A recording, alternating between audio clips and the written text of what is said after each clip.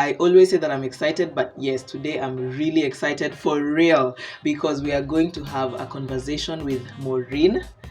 And she's going to take us through her story on how she makes money. And if you stick around, we're also going to do another story on how to save money. So this is going to be such an amazing conversation. Thank you so much for tuning in. And Maureen, thank you so much for coming through. Thank you for having me. Karibu sana.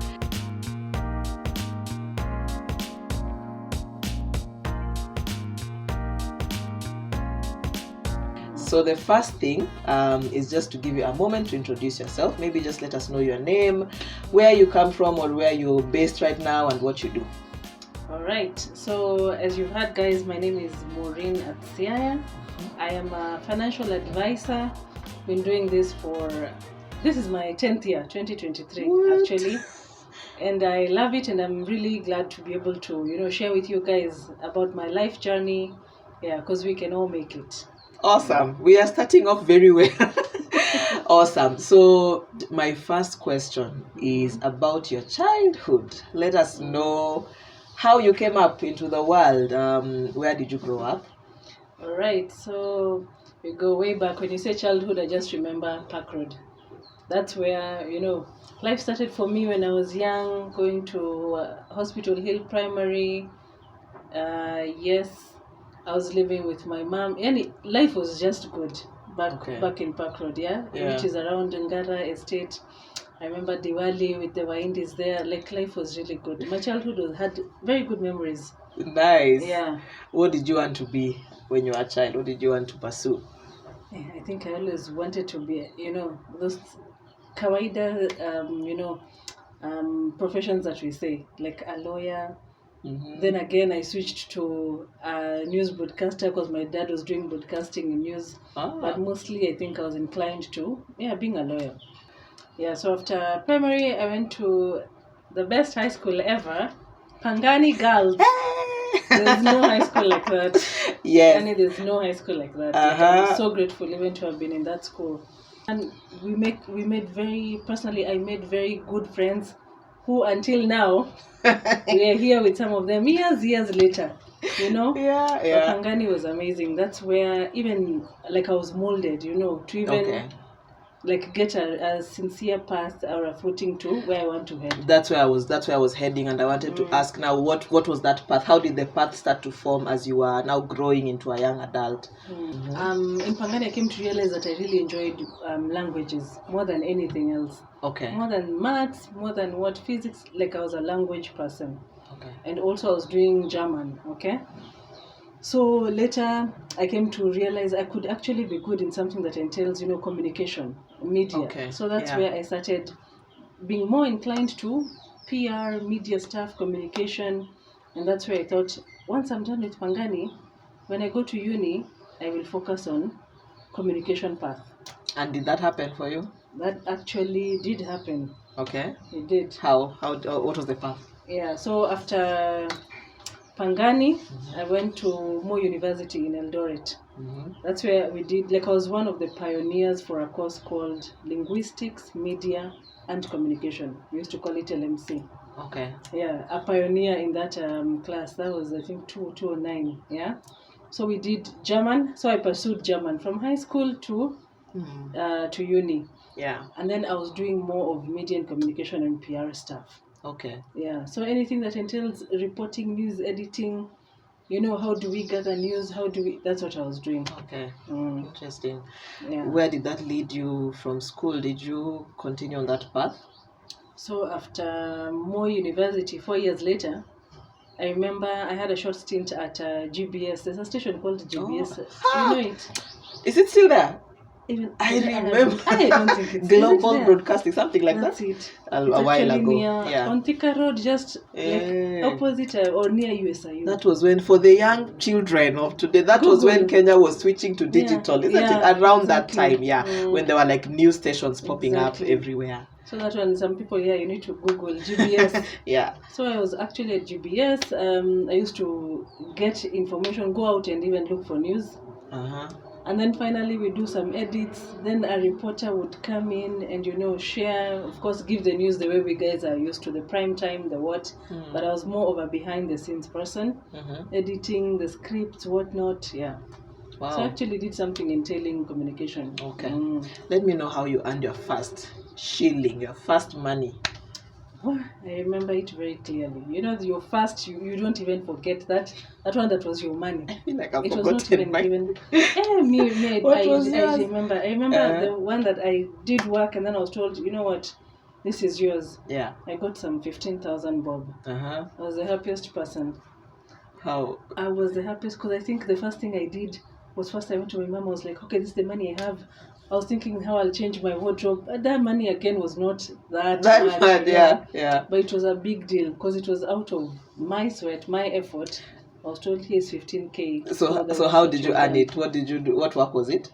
It was just same thing I've been talking about, the GBS. Okay. Where I was doing those scripts, the editing. Yeah. So at the end of the month, at first it was more of like a training, not like a permanent employee. Yeah. Just where you volunteer to get some skills, know. Yeah. But now I was paid. I think there was a time I was really doing a lot of stories, a lot of good edits. Yeah. So they were like, you know what, we'll be giving you something, at least you don't go empty-handed.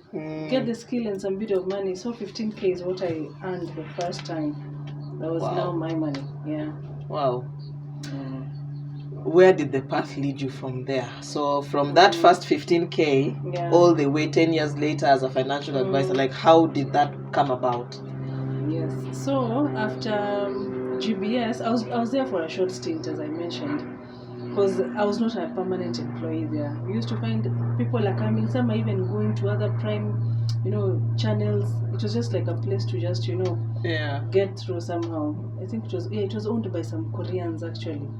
Yes. So a short stint, you do it there and then you leave. So being that I was not permanent, I had to now look for something permanent, something where I'm guaranteed, come what may, I will be, secure. You need job security, as we all do. You can't just be somewhere for the sake of being there somewhere. To the next day. Yeah. So I remember now, even they said they'll have new people come on board to also teach them those skills that they've been teaching me. So now I left GBS, and I remember there was a friend of my mom who, searching for work. I've been through that. Yeah. Like trying to look for work. I tried applying at Citizen, applying, this known channels. The media houses, The media houses. There's a time I even applied at XFM. I don't know if you all know XFM. Yes. A rock show, it's still there. I love rock, I think it's still there. I think. So I applied there. I applied at radio. So I remember my email is just full of, application. You're trying to apply. Yeah. Then there was a friend of my mom's who actually gave her some info that KICC were looking for PR people and even sales people.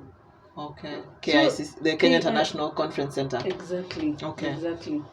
So because, when you don't have work, you can't really be choosy or picky. Yeah. I was like, you know what, there's an opportunity, I'll grab it. Yeah. I ended up at KICC doing sales. Now that was the interesting part.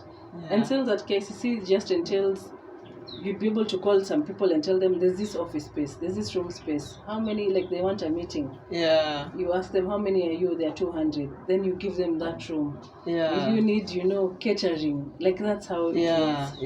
Yeah. So now I was not really doing the media and the PR stuff. Yeah. It was more about now selling the rooms. Yeah. That's how my journey in sales actually began. Selling spaces. So a short pause before we go into the sales journey. How long were you looking for work in that in-between period? Do you remember? Yeah, I looked for work for almost a year and a half. A year and a half. How were you surviving during this period? Were you still with your parents or? Okay. I was actually, still living with my mom. But now the thing is, she used to encourage me, just keep at it, the right person will get the CV, the right person will do this. At the same time, I was, of course you have to also keep busy. You can't be in the house all the time, you're just there. Yeah. So I did now those computer packages we all did. Yeah. Some driving lessons, just to keep busy. Yeah. That's what I used to. Okay. Yeah. Okay. So now we have gotten this opportunity at KICC. Yeah. How did that go? It was pretty interesting because now this is a whole different, I'm not even speaking German. This is now selling the space. But it was quite interesting. I learned that I actually enjoy meeting new people, talking to them on phone, even some meeting them, in person, telling them this is the room where you'll be, this is the hall. Like I was actually executing a meeting from point beginning to actually the end. Even I asked them how was the service after. So I was there for about a year. And things were like I actually enjoyed what I was doing. That's the thing. Okay. What next after KICC? Now again, I was not a permanent employee at KICC. Okay. That's the thing. Because now it was just a matter of my contract used to be renewed like every 3 months. You sign again. Yeah, I sign again. Every 3 months I sign again. There as a casual, that's what we used to be called. I used to get 25,000. 25. After the fact that I was not a permanent employee, in came a new director for KICC. Okay. Yeah. And now when the new director came, we were told, as long as you're not permanent, then there's a time also the organization was a bit overstaffed. Okay. So we were told, if you're not permanent, there's the door. Yeah. Well, I felt like the world was collapsing, Because I'm like, wow, I'm earning some 25K, which was better than at GPS. I'm enjoying what I'm doing. Why would I be shown the door now? Yeah. But then I came to realize, like, when a door slams at you, there's a bigger picture out there. Like, God has a very bigger picture for you, only that we don't see it then. Yeah. So when that door was shut, I went back home. Now it was like, what next? Who will be sending the emails every day? Like it was back very to depressing. the job back hunt. to the job hunt. Yeah. I tried, you're talking to people, you're trying to get someone to hook you up with a job. You're really doing everything you can. Because the last thing you want is just to stay in the house. Yeah. So I think it took how long? When I stopped at KCC, it took about some 3 months. Yeah. Then my sister-in-law told me, now instead of you just staying in the house, why don't you come in time, sell insurance? Okay. That was the last. She was selling insurance. Okay. That was the last thing on my mind. Yeah. The last thing on my mind, because I was thinking, let me go to another place, even let me go to an office. I remember there was a time even I had a few weeks I did something at View Park Towers. I was like an admin or a secretary. Like any opportunity that would come, I would try and grab it to just work, to not be in the house. Yeah. But now I was like, okay, I'm not doing anything. Would it hurt to just go and even see what people do? Yeah. And that's how I remember on a Friday, I went with her to Westlands, and my journey now at insurance began. Wow. 3 months now after KCC. Yeah. How did it begin? Like what was so she's working in insurance? Did she take you to where she works? Exactly. Okay. That's where she took me, in Westlands. Okay. So I was there. Then I was told, okay, this is what happens. But I was really not up for it. Okay. I was like, let me just go for the sake of the fact that she gave me. I don't want to just stay at home. Yeah. Oh, okay. Just she has been kind. She's been kind. Wacha tu nisikue rude. And I don't want to stay at home, so you just watching TV, being bored in the house, So I went, then I learned what insurance is about. Pole pole. Yeah. I started slowly learning, just like any other thing, how you'd learn how to cook, how you'd learn how to do what piano. Yeah. I started learning. So this is what insurance entails. And it was amazing. Now all I had to do, they were telling me, just go and meet people. What I had been doing at KCC, only that this is different. I'm going to go out, meet people, and just tell them about it. Because there are people who have needs. Yeah. And insurance is actually, we say it is actually sold, it's not bought. So you have to go and tell somebody, you know what, this is the need. Yeah. And then when they see that need, that gap in, their life, they're able to take insurance. Because if we take insurance for our cars, our lives are more important, Yeah. And that's how the journey began. It's been a ride. Yeah. An amazing ride. Full, bumpy. At the same time, it's exciting. Like, it's been worth it. First of all, tell us what is bumpy. Just tell us a bit about those bumps that you faced along the way. Yeah, bumpy, in insurance, even you guys, when you hear the word insurance, sometimes it's not all pleasant because of the history of how insurance began in Kenya. It's not like the Western countries, you know. So bumpy in the fact that when you meet people here in Kenya, some are not so receptive. Yeah. You know, it's not like how you'd sell a phone and someone is looking at this gadget saying, wow, this is a nice phone. Yeah. Insurance is something you cannot see it yet. You'll just reap the fruits later. So someone is like, May, don't save. I'll put my money elsewhere. Why should I give you my money to save? We don't trust. Yeah, if I speak for me personally, it's very difficult to trust an insurance company that I give you my money and then when I need it, I'll get it back. Yeah, exactly. Yeah. It was really, or rather, it still is tough, that part for meeting people who, yes, you can convince them, actually, we are solid, we can do this. But the beauty about where I work, it's a stable company, you know? Yeah. But now convincing somebody, it's really not that easy. That's the hard, that's the job. Attitude, that's the hard part of the job. Yeah. Okay. So when I say bumpy, yeah, that's one of it. Could you just let us get a picture into a day in your life? How does your day go? Yeah. You know? So when I wake up in the morning, first thing I'll do, of course, if it's schools are open, it's take kids to school. Then I now head out to the field, as we call it. Yeah. Heading out to the field means I'd go to, if it's a place where maybe people are taking coffee, and just try to interact with people. That's it. If it's going to the office, emails to answer or even to reach out to people. And now, thank God, it's a digital world. Because even from my phone, I'm able to meet people who are not even in the country, who are in Europe. I've met people like a nurse from Philadelphia, just from the phone. Yeah. You know? So this is a very important tool to be using. If you have a phone, make use of it. How do you meet? Like, how do you start meeting clients? Online or on the phone? First thing, they need to know like what I do. You need to also portray your seriousness also on the phone, you know. Okay. On the digital spaces. On your social media. Yeah. Maybe a website. Do you have a website? Exactly. I personally don't have a website, but I'm very active and vocal on my Instagram. Okay. Facebook, like you can LinkedIn, you can just know Twitter, you can know I'm a financial advisor when you when you just, look at those handles. Yeah. So people are watching. Sometimes you want to, to reach out to somebody, maybe a nurses association. Yeah, okay. I'd look at that and then try and even DM somebody. People do reach out in the DMs, especially if they notice you are a serious person. Yeah. So you talk about what you do. Yeah. Okay. That's interesting. So in a day, so you've sent the kids off to school. You go to the field. For example, I want to get an example of if you're going to like just meet people out. Yeah. You're not going to the office, but you're going to look for clients. How does that happen? Like you go to an example of even yesterday. I went to Village Market. So Village Market, I'm there. I went to like the hospital there at Mpisha. I try and request to be able to talk to the nurses. If it's a good day and they're less busy, I'm told, yes, interact with the nurses. That's how I talk to them.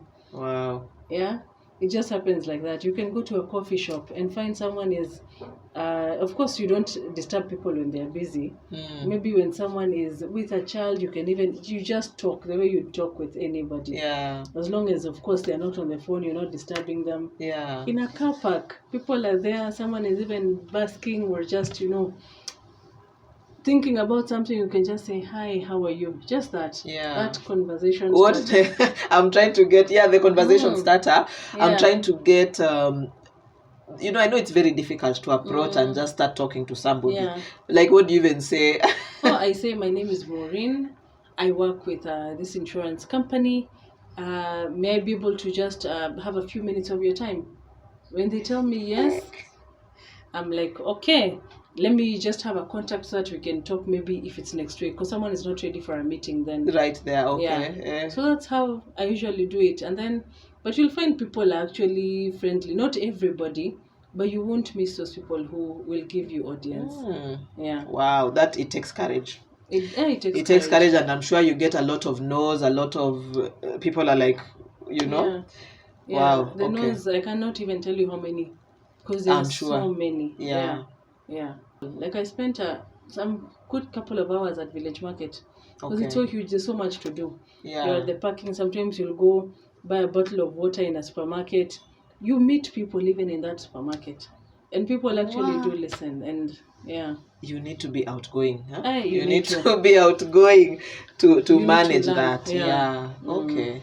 I think for me, just hearing that, I know it takes a lot of effort, and now I'm interested to hear about the reward that comes back from that. How does your payment work? I know a lot of insurance. If you're selling insurance, you're getting some commission. Yeah. Is it that way for you? And do you have like a fixed salary, or do you have salary plus commission? Just let me know a little bit about the earnings.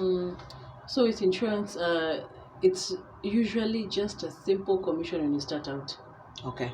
That's why you find some people, after 2 months they give up, because if you don't have business, there's no commission. There's no commission. But when you hold on, you find you actually have something like a retainer, so to speak, because somebody who's been there for 5 years plus, they will not miss some money even if you don't have a sale this month.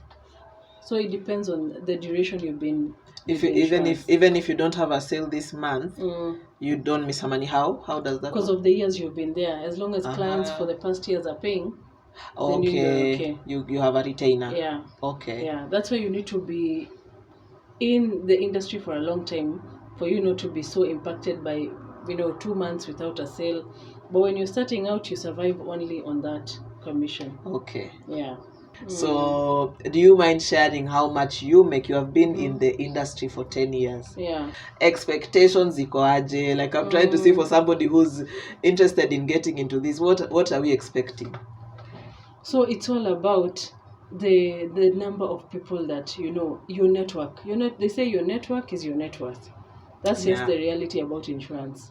Yes. Because now I remember when I was starting out, if you sell maybe to 2 people, like I made the first 16K. Yeah. But now we are looking at some serious figures, like 6 figures. Yes. And so I make in a month, at least if I can just put the average, it's between 350 to 500 at least. That includes your new sales plus previous. Yeah. Whatever people are paying previously. Yeah. Okay. Yeah. That's nice. That's nice. Yeah. Yeah. Okay. What has been it's I know it's a long journey, it's a 10-year journey. What has been what you consider a highlight of your career within this field?